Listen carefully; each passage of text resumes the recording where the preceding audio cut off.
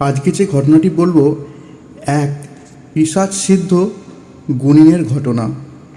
ওনার নাম ছিল লক্ষ্মী আচার্য। ওনার বাড়ি ছিল হরিহর ডাঙার এক চরে। একদিকে নাভুগ্রাম, অন্যদিকে ভেলায় গেছি, মধ্যে বাবুর মায়ের মরা খাল। এই মরা খালের ওপারে মরা ঘাট, অর্থাৎ হরিহর ডাঙার চর। তবে হরিহর ডাঙা কেউ বলে না, বলে হারার ডাঙা।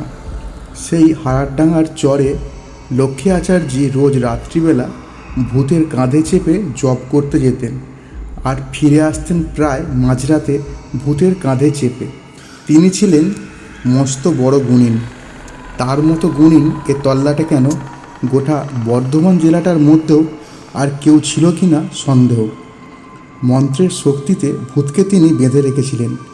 পান থেকে চুন খসবার আগেই ভূতেরা তার সব হুকুম তামিল করে দিত। তাকে পালকিতে বসিয়ে সেই পালকি কাঁধে করে বইত। অনেকেই নাকি আড়ালে লুকিয়ে দেখেছে এই দৃশ্য। ছায়া ছায়া কালো কালো কি বিচ্ছিরি সব চেহারা। কেউ দেখেছে আস্ত কঙ্কাল, কেউ বা কিছুই দেখেনি, শুধু মাঠের ওপর দিয়ে দুলকির তালে তালে দুলতে যেতে দেখেছে ওই পালকিটাকে।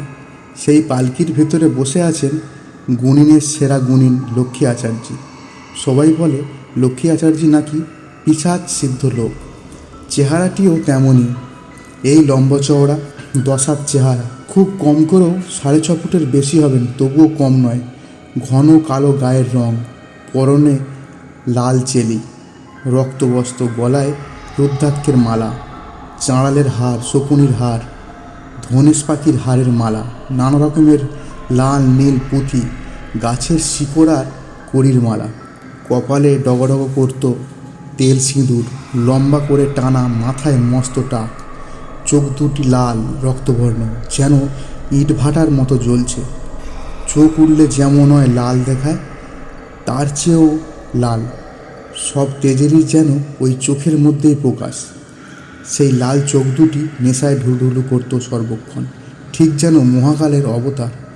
লোকেরা তাই ভয়ে ভক্তি করত সকলে, বলতো বাবারে সাক্ষাৎ কাল ভৈরব গো। আচার্যিকে দেখলে ভয়ে বুক শুকিয়ে যেত সকলের। শুধু ভয়ের জন্য নয়, গুণের জন্যও ভক্তি করত সবাই। জিন আর করিমের মতো অপদেবতাও হার মানত আচার্যির কাছে। যাদের হার মানতে আচ্ছা আচ্ছা গুণিন হিমশিম খেয়ে যেত, লোকে তাই দুপুর রাতে মাঠে ঘাটে একলা গেলে নাম নিত আচার্যির।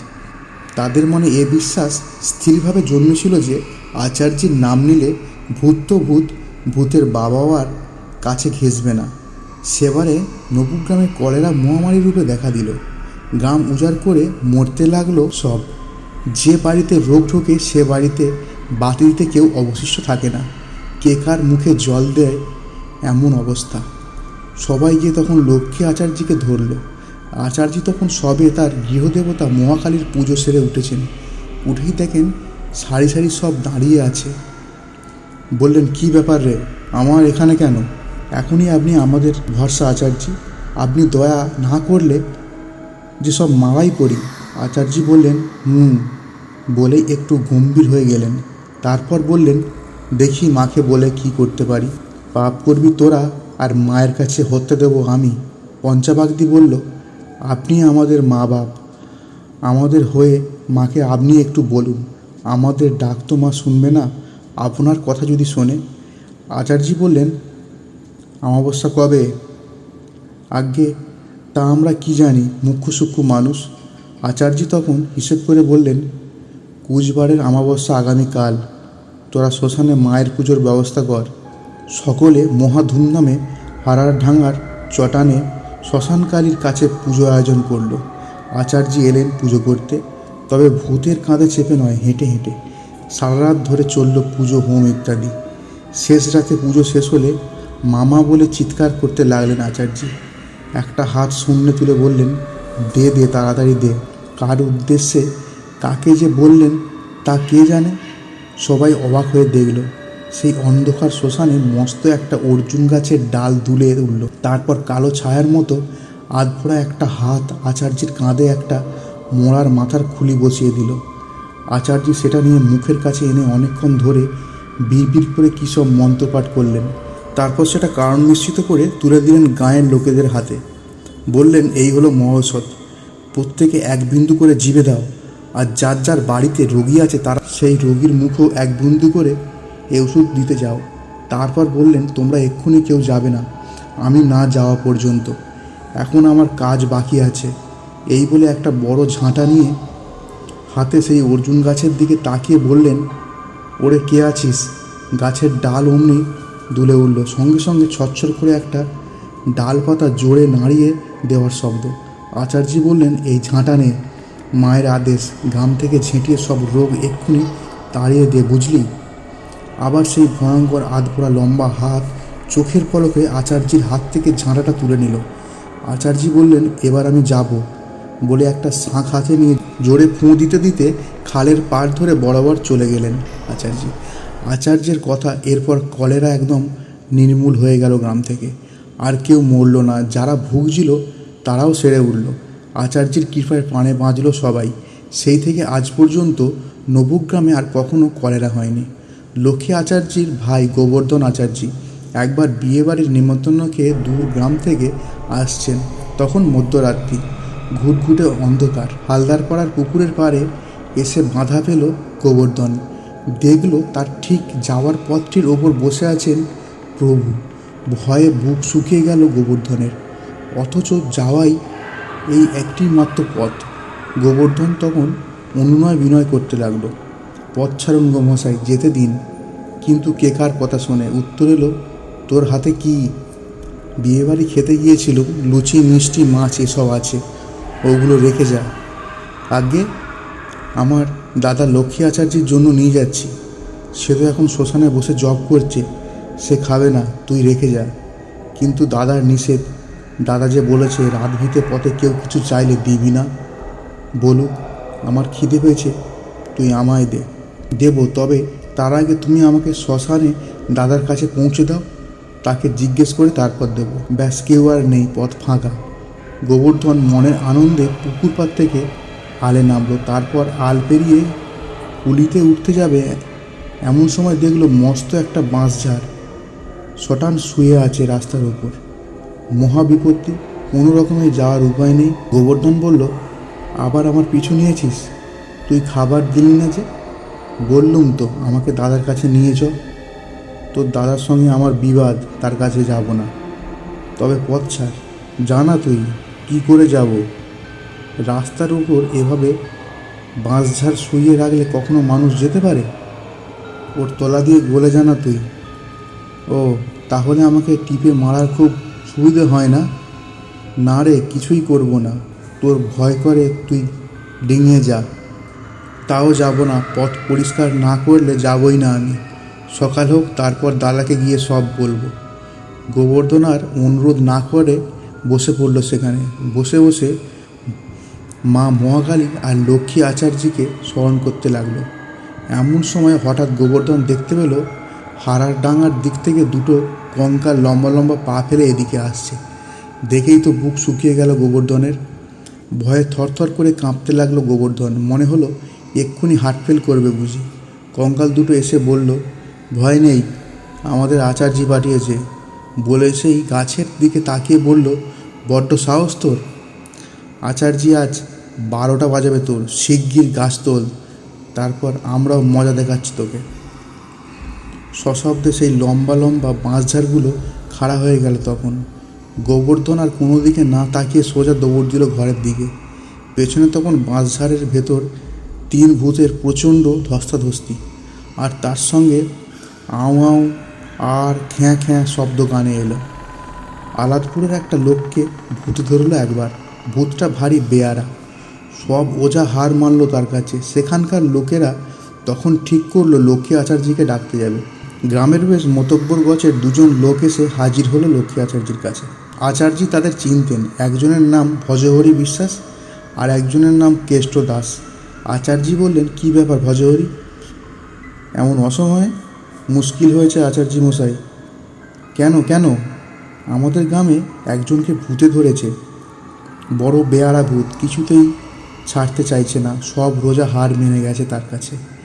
এখন একমর্ত ভরসা আপনি। আপনি গিয়ে না ছাড়ালে মারা পড়ে যাবে বেচারি। তা না হয় ছাড়াবো, কিন্তু যত ভূতে কি তোদেরকেই ধরে? কই আমাকে তো ধরে না। কী যে বলেন আচার্যি, আপনি হলেন গুণিনের সেরা গুণিন। ভূতেরা আপনাকে কাঁধে নিয়ে ঘোরে। আপনার কথা শুনে আমাদের ভাগ্য যে আপনার মতো লোককে আমরা বিপদে পাই।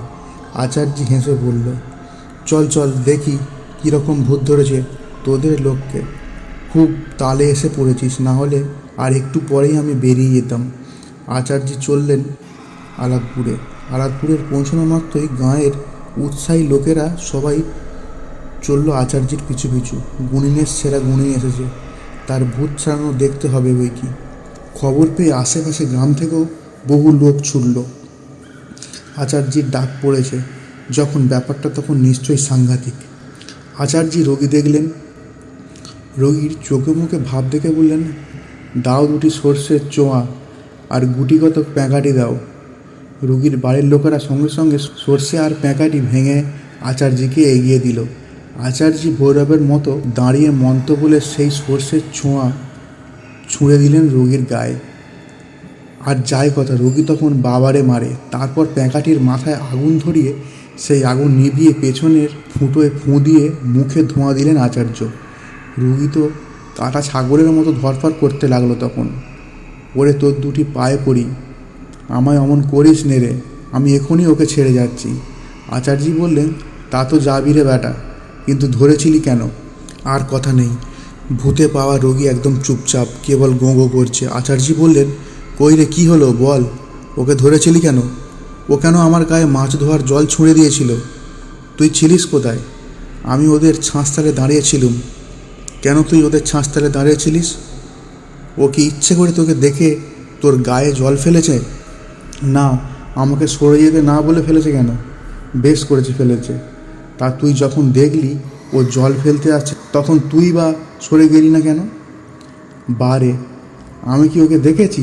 ওদের ছাঁচতলায় দাঁড়িয়ে তুই ওকে দেখতে পেলি না, আর ও তোকে না দেখতে পেয়ে তোর গায়ে জল ঢেলে ফেলেছে বলে তুই ওকে ধরলি। রোগী তখন প্যাঁচে পড়ে চুপ করে যায়।